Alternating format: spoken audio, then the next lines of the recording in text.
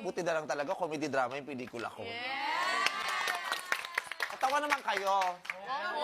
Di ba? Ang galing ng bida, di ba? At saka mas maganda siya sa personal.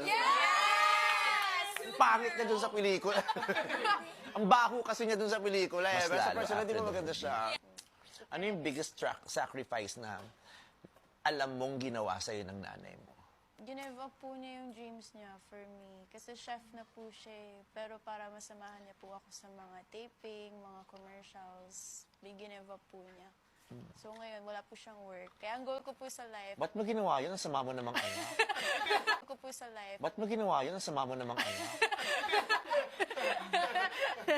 Dahil sa'yo, ginibap niya yung dreams niya. Chef na siya, tamo, iniwan niya yung pagluluto dahil sa'yo. Paano kung nasunog yun? Kaya goal ko po makapagpatayo ng restaurant for her. Ah, talaga. Nakaipon po. Ilang taong ka na now? 19 po.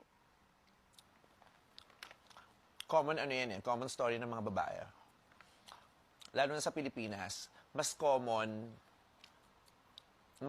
yung mga storya na yung babae, ginigive up ang dreams sa simula nung araw na ipinagbuntis niya yung anak niya.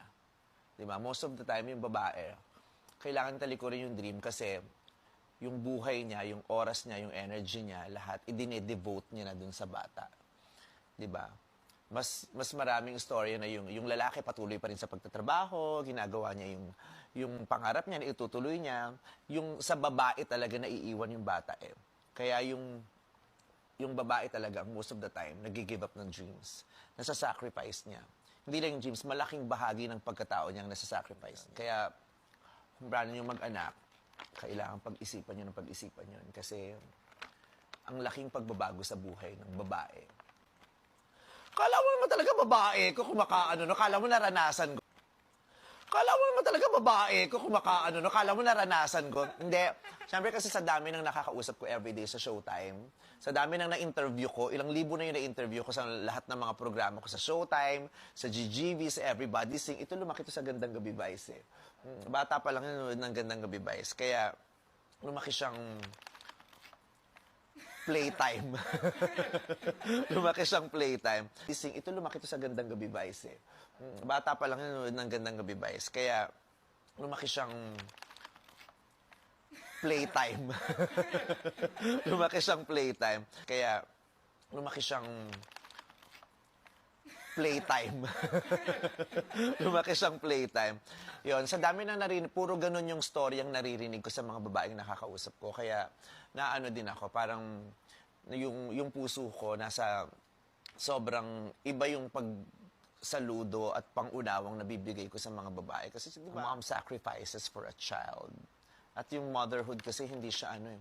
It doesn't start pag nabuntis ka at di na siya natatapos pag naanak na siya. At marami silang rason sa mga ginagawa nila. Marami silang rason sa mga desisyon nila na hindi natin alam. At hindi natin nauunawaan. Gusto nyo? Gusto mo ba?